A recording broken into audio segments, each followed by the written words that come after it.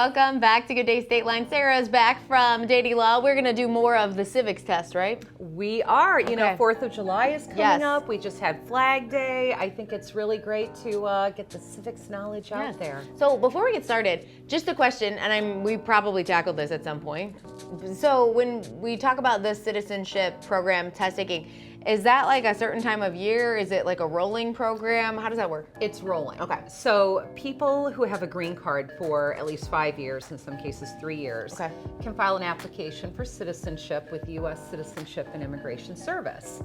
Then they're called in, they have to pass the civics test, and then they're interviewed. And if approved, then they're scheduled to take the oath of allegiance to the United States. And in fact, our next citizenship oath ceremony in Rockford is July 1st, out at the federal courthouse. Very cool. Okay, see, that was a real question I had. It wasn't even on a card. It was my actual question. I had no idea if it was something you had to like insurance. Like you had to make sure you got in at the right time of the year. Good news, any time of the year. All right, so let's throw up these questions in the back here. Okay, now keep in mind, Michelle. That the pass rate for the civics exam for immigrants is about 91%. The pass rate for the civics exam for U.S. citizens born in the United States is about 39%. That's because, Okay, so number one. Well, now I'm going to get this one wrong. What does the Constitution do? It gives us the rules that we are supposed to follow and abide by our forefathers. You're pretty close. Okay. But it basically sets up our government, which then our government makes the rules that we live by. Or a correct answer would be it defines the government or protects basic rights. Is this a multiple choice test? No. Okay. No. But you do study. I didn't study. I studied in 8th grade. So if you give any one of those three answers, it would be correct. My answer. Okay, next question. An amendment is a change to the Constitution. An amendment absolutely is a change to the Constitution. Woo. We haven't had one in a while. No, the last. Well, I'm not going to give away the answer. I'm just going to say that questions. we haven't had one in a while. Okay, next question. What is one right or freedom from the First Amendment? The Second Amendment is. The First Amendment. I know, I'm trying to think. Which free speech is the Second Amendment, right? That is correct, but there's more than just free speech in the First Amendment. Some liberties? So, what other rights do we have in the First Amendment? A petition?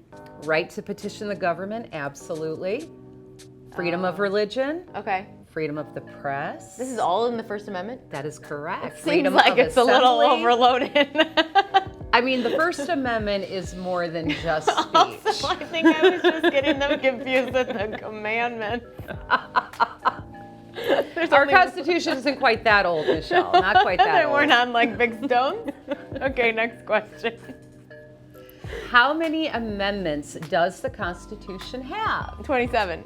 Yay. I don't know why I know that, but I knew that one. Okay, now this isn't one of the planned questions today, but do you know what the last amendment to the Constitution is? No. It's that congressmen can't vote themselves pay raises in the current session. That's a good one. Yeah. That probably should. I think most Americans would agree with that. Yeah, I think that's a good one. I knew 27. Proud of me. Okay, next one. What is freedom of religion? The freedom to do whatever you want in regards to religion and be religious as long as it doesn't bother somebody else. Is well, that exactly the last part says? isn't even on there, but yes, you can practice any religion or no religion at all. They should amend it to say as long as it doesn't bother anybody. Like not bother, but like hurt. Hurt someone. That's the word. But bother whoever you want, just don't hurt anybody. Okay, next. What is the rule of law? We hear the about Constitution? This all the time, right? I have no idea. Rule of law. But what does rule of law mean according to our Constitution? I don't know. It means no one is above the law. Oh. No one is above the law. Everyone must follow the law. Even leaders must obey the law. That's good. The government must obey the law. Very important. That is important. That's very important. I think that's all we have time for today, but we will continue this in July when you come back. Sounds great. Thanks, I think I got like a B. I think you passed that. I could find I think what you she means by passed. that is, Michelle, you really got to see. I did pass. That's Hey, okay. a C is a passing It grade. is. It's a passing grade. Not in my house as a kid, but it is according to the test. Thanks so much for joining us. Coming up next, a big party happening this weekend. We'll find more about it with our friends from Roy Gale. They're right there. I'm waving back. I always wave back in the Mahoney and Mahoney Blue Room, and then it's Tuesday Trends. We'll be right back.